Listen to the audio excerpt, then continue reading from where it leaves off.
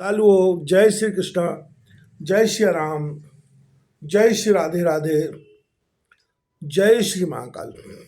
इस वीडियो में आपको श्रवण कराएंगे श्री बलराम और उनके बड़े भ्राता। बलराम बड़े भ्राता है और भगवान श्री कृष्ण छोटे भ्राता है।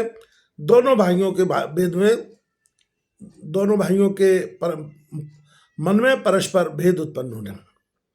प्रस्तुत उद्योग की गाथा को प्रारंभ करते हुए श्री वैशंपायन जी पांडव कुल वंशावतंस महाराज परीक्षित जी बोले कि हे राजन, जबकि भगवान श्री कृष्ण जी धर्मराज युधिष्ठिर के पास आए तो प्रेम से उतावले होकर महाराज युधिष्ठिर श्री कृष्ण गले से लिपट कर बैठ करके बड़े सुखी हुए और शिष्टाचार के अनुसार युधिष्ठिर ने चरण स्पर्श किए और उसके बाद श्री कृष्ण जी प्रसन्नतापूर्वक महाराज युधिष्ठिर के समीप बैठ गए।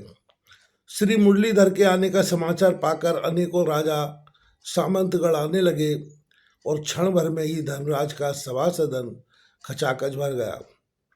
आगंतुकों में बलराम जी महाराज मध्य के कारण कुछ झूमते हुए द्रुपद, काशी नरेश, महाराज सूरसेन तथा जरासंध का पुत्र सात्यकी, महारानी द्रौपदी के पांचों पुत्र घटोत्कच, प्रद्युम्न, अनिरुद्ध, जामवंती के प्रिय बहादुर शाम्य के नाम से उल्लेखनीय है।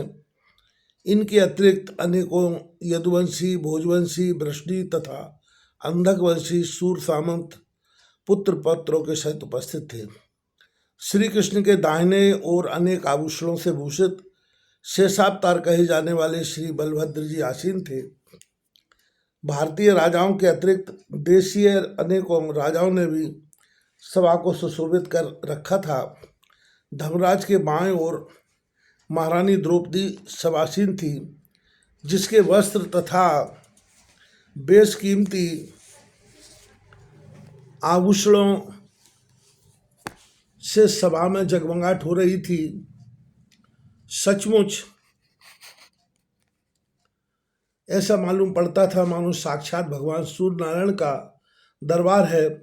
वह मृग जैसे नेत्रों वाली द्रौपदी जैसे मुस्कुराती हुई कोयल सी कूकती हुई बोली कि हे ब्रजभूषण, महाराज ने जिस उद्देश्य से आपको दुर्योधन के यहाँ भेजा था, क्या आप वह सब कार्य संपन्न कराए हैं? कुछ क्षण रुककर भगवान श्री कृष्ण ने कहा कि मैंने दुर्योधन को समझाने की पूरी कोशिश की, परंतु वह हतभाग्य किसी भी मूल्य पर आपके प्रस्ताव को मानने के लिए तैयार नहीं है। उसकी बातचीत से यह स्पष्ट है कि वह अपने सामने त्रिलोकी को भी तुच्छ समझता है। फिर हंसते हुए भगवान श्री कृष्ण जी ने कहा कि बिना युद्ध दुर्योधन से किसी प्रकार की शुभ आशा करनी बड़ी भयंकर भूल है। ऐसा सुनकर महाराज युधिष्ठिर को अत्यंत दुख हुआ और वे बोले, हे स्वामी, अब इसके लिए हमें क्या करना श्रेयस्कर होगा?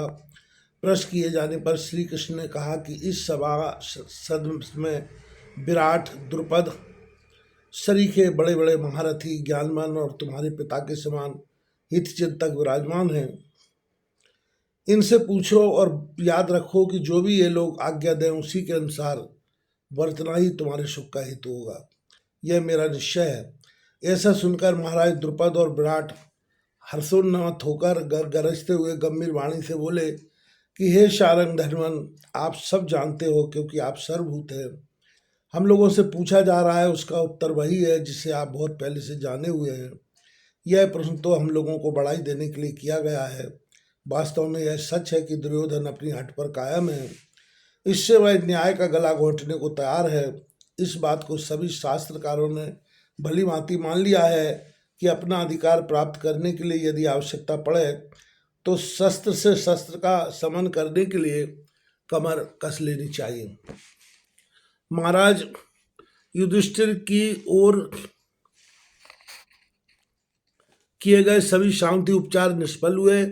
अब वही मौका आ गया है कि युधिष्ठिर को अपनी बिखरी हुई शक्ति संचय करके अपने प्रतिद्वंदी को समर में शस्त्रों द्वारा समन करने के लिए शीघ्र तैयार हो जाना चाहिए। अब इसके बिना कोई भी खुला रास्ता नहीं रह गया है। इस युक्ति का समर्थन करता हुआ सात्यकी बोला कि इसमें संदेह का कोई स्थान नहीं है कि जब तक अत्याचारी दुर्योधन इस पृथ्वी पर जीवित रहेगा तब तक महाराज युधिष्ठिर की कुशलता में पूर्ण संदेह है।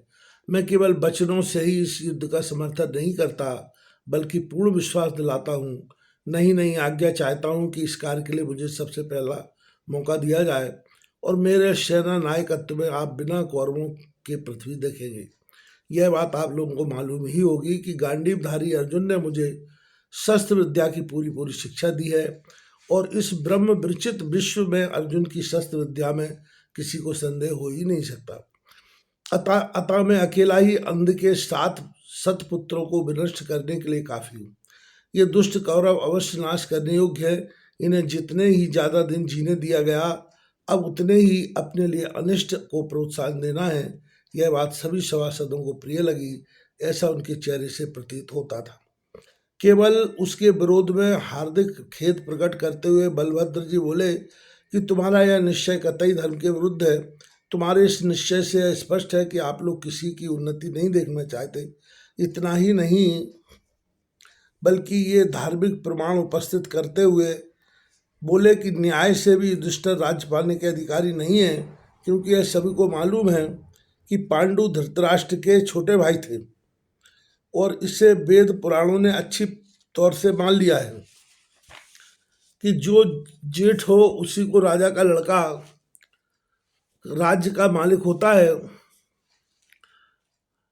अतएव धृतराष्ट्र राजा हुए और उनका सबसे बड़ा लड़का दुर्योधन राज्य का मालिक है, तो इसमें कोई अन्याय नहीं है। पांडव का दावा किसी प्रकार से उचित नहीं है, फिर भी आप लोग अन्याय से आपस में युद्ध करा देने को उतारू है। ना मालूम आप लोग इस विनाशकारी खूनी क्रांति का क्यों आह्वान कर रहे हो। हलदर की इस डपट से सभी में एक बारगी से सन्नाटा छा गया। कुछ ही क्षणों में उस नीरस मौनता को भंग करते हुए अति गंभीर वाणी से भगवान श्री कृष्ण अपने भाई बलदाऊ के साथ शास्त्रार्थ करने लगे। सबसे पहले उन्होंने कहा कि मैं खूब सोच समझ कर कह रहा हूँ कि पांडवों की आशा पूरी करने के लिए किसी भी प्रकार के बलिदान से पीछे नहीं हटा जाएगा। मैं विश्व भर में ऐसी कोई शक्ति नहीं देखता जो युधिष्ठिर को राज्य से दूर रख सके। श्री कृष्ण की इस ललकार से सभा मंडप झंझना गया। श्री कृष्ण जी के गंभीर स्वर तथा क्रोध से तमतमाए हुए मुख को देखकर श्री बलदेव जी, जो कि पहले आवेश में आकर दुर्योधन का पक्ष प्रतिपादन कर रहे थे, अब अति सरलता से बोले कि भाई साहब जरा देखिए तो सही, आपके सामने बाहुली का उदाहरण उपस्थित है। यह बिल्कुल सच है कि राजा का छोटा लड़का कभी राज्याधिकारी नहीं होता है, फिर भी आप पांडवों को युद्ध के लिए तैयार कर रहे हो। दाऊ जी इस बात पर हंसकर भगवान श्री कृष्ण कहने लगे कि हे तात, इस बात का प्राचीन इतिहास यूँ है कि देवापी शांतनु के बड़े भाई थे और छोटे का नाम बाहुलिक है, जिसका कि आपने उदाहरण दिया है। जेठे भाई के शरीर में कुष्ठ था, अतः उन्हें राजगद्दी के अयोग्य समझा गया और उनसे छोटे भाई अपने मामा के यहाँ चले गए थे, और महाराज शांतनु को उनके पिता ने राज्यभार सौंप दिया था।